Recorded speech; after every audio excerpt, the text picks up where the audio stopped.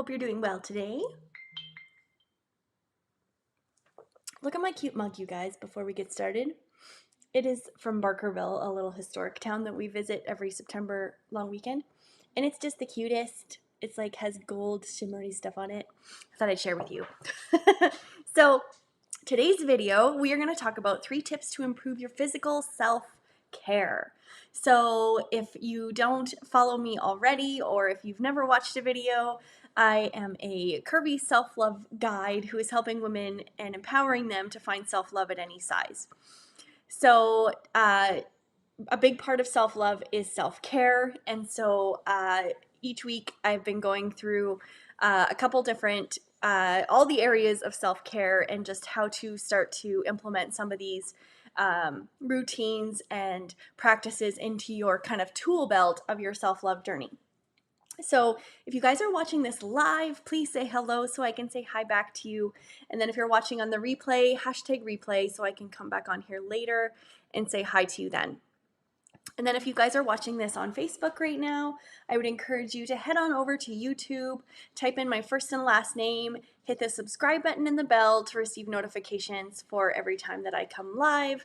On my YouTube channel, you will find lots of yoga videos, meditations, self-love topics, self-care topics, and interviews with other like-minded women. So there's lots of gold nuggets in there, so we would just head on over there after this video is done. So let me just bring up my thing here so I can see you guys. I see Joy on there and Bev. Good morning.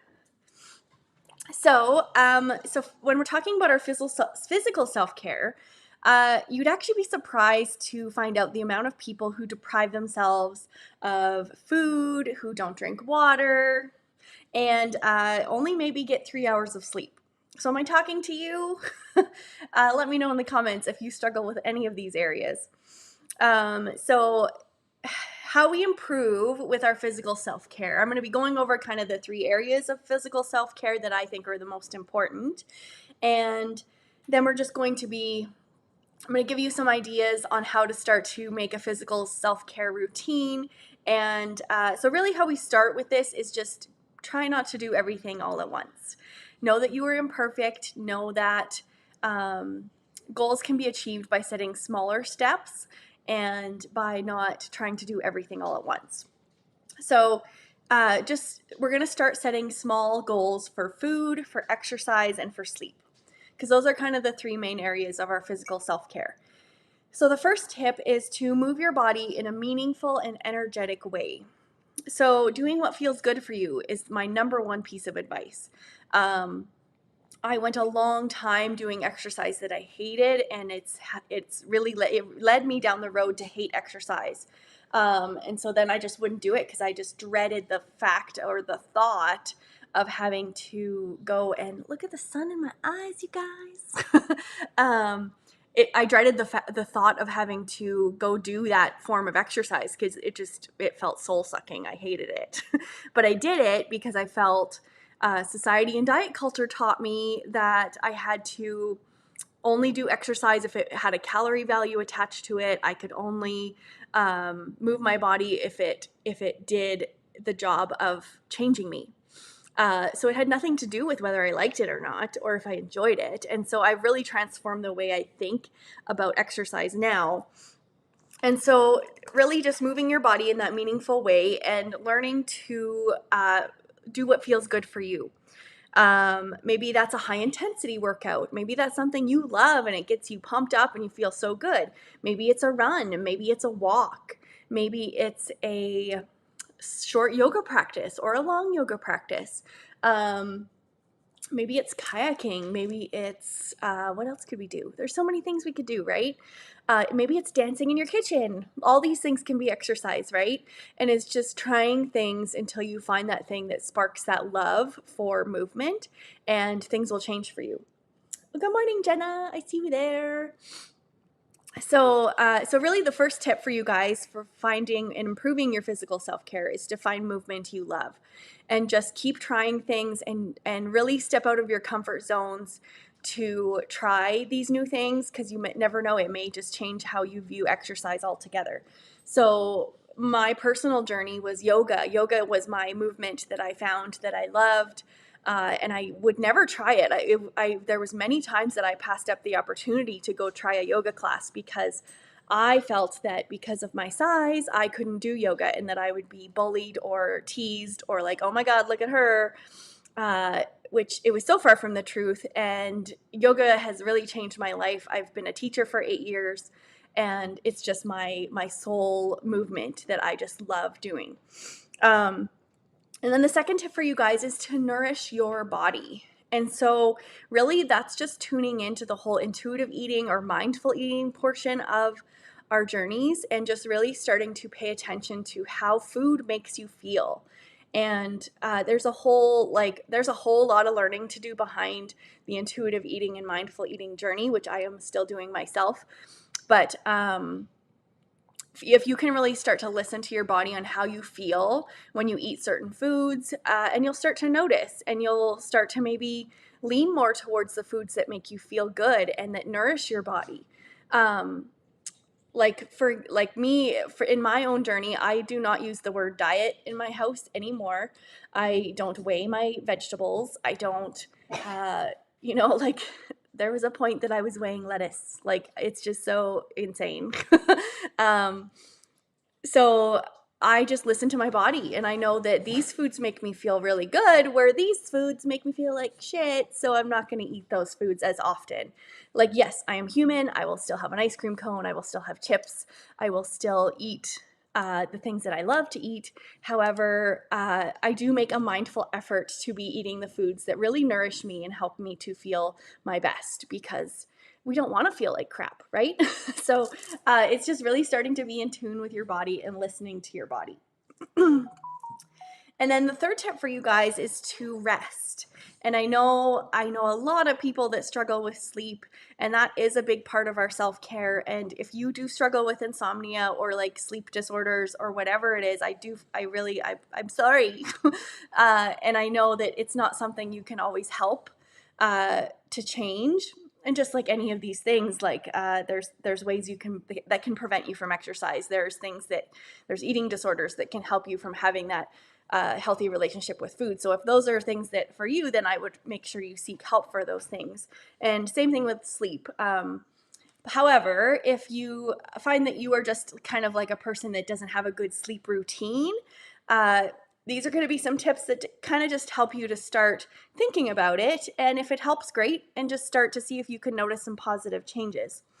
So when you're starting a sleep routine, maybe that means shutting down your devices an hour before bed, which is hard, I know, and I'm trying to break that rule myself, or I'm trying to establish that rule.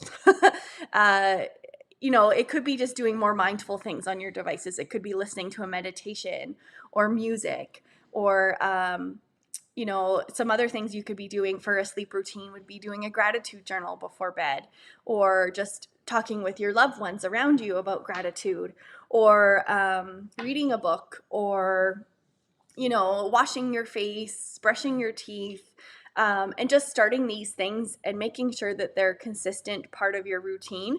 So whatever it is that you choose to have a part of your sleep routine, just really choosing the things that work for you and that you can be consistent with, because that's with all of these things, consistency is huge. And then just maybe start with one or two things. Like I said, when we're doing this self-care routine for our physical self-care, it's really taking small steps. So maybe you would only implement one of these things, and just see how you can start to see some positive changes. And then that will inspire you to keep going or add another thing to that routine. Jenna says, I've gotten into the habit of scrolling on my devices before bed. Definitely need to break that. Yeah, absolutely. I do it all the time, to be honest. But so this advice is for me too. And we're not perfect, right? We are imperfectly perfect. So it's really just being mindful of it, right? Like I have kind of like, I do still scroll. Like I'm like Jenna, I will admit that. But I do try and at least do a meditation on my phone before I turn it off for the night. So then at least I have done some kind of self-care with my device before I go to sleep. We're all human, and we all have our things that we need to work on, right? But these are just some tips, hoping that it can help you guys just even think about it, right? So, absolutely, Jenna says. So, yeah, so really, these are kind of the three things that we can do to start to kind of take care of our physical self.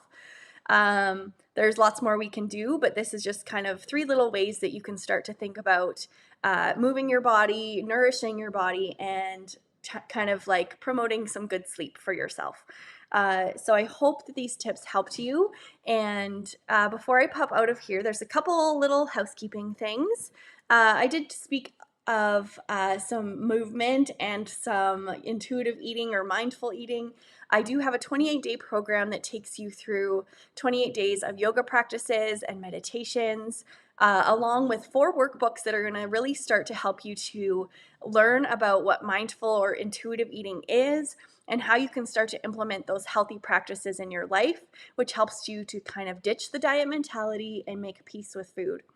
So that program actually only has 2 spots left at the launch pricing, which is going to be which is significantly lower than what the full price will be. So if you do want to take advantage of that and secure a spot at the lower pricing, these programs are available to you for life.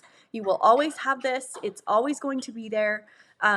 It's a very small price point. So if it's something that you feel like you could benefit from and you want to do some yoga with me and learn about mindful eating, we'd love to have you in that space. So be sure to check out the link. It's in the description of this video. And then one more thing before we head out of here. Oh, Jenna says, love this program so much. I'm going through it the second time, and I love doing your yoga sessions in the mornings. Yay, Jenna. I'm so glad you're in there and that you're doing it. Love it. Makes my heart happy. So, yes. So one more thing before we go. I have a community. We are called Imperfectly Perfect You, finding self-love at any size. So we are a group of women who are empowering each other to do exactly that. And just supporting each other along our journeys and finding a lot of holistic and mystic approaches to love our bodies exactly as they are in this moment, whether that be wherever you are in the journey of your body and learning to respect your body and accept your body. So if that sounds like a community that you would benefit from being in, the link to that group is in the description of this video as well. And that is it. I hope you have the best day. Thank you guys all that I see that tuned in and commented and were watching. I appreciate it, and we will see you actually, we won't see you tomorrow. It's Saturday. I don't do videos on Saturday, Sundays. So we will see you guys on Monday. Have the best weekend.